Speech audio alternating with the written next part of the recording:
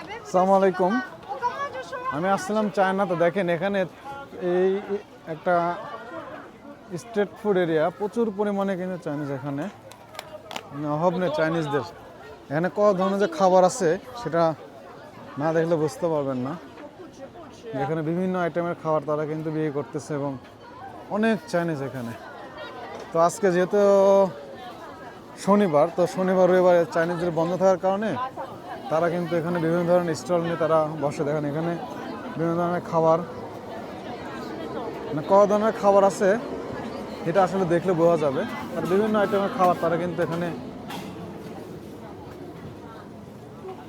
তৈরি করে তারপরে বিক্রি করছে। এখানে আবার খরগোশও বিক্রি করে এবং যেখানে হচ্ছে হটপট, আমরা আসলে চাইনিজ হটপট দেখবো। যেখানে আলু দিয়ে তারা কিন্তু বিভিন্ন ধরনের খাবার তৈরি করছে। এখানে খাওয়ার অভাব নেই। তো আমরা আজকে আসছি এখানে দেখবো যে কি কি পাওয়া যায়। তো অভাব নাই কিন্তু মুসলিমও কিছু খাবার আছে। আমরা যেখানে যাবো এটা মুসলিম, আর এই যে এখানে বিভিন্ন ধরনের কিন্তু খাবার, এগুলো কিন্তু নিয়ে হটপট খেতে হয়। সবই এখানে আছে আর কি। এবং যেখানে তারা মাংস ইয়ে করছে আর কি। তো এই হচ্ছে বিষয়। চায়নাতে প্রচুর পরিমাণে মানুষ এবং তারা সন্ধ্যার দিকে স্ট্রিট ফুড এরিয়াতে এসে খাওয়া দাওয়া করে।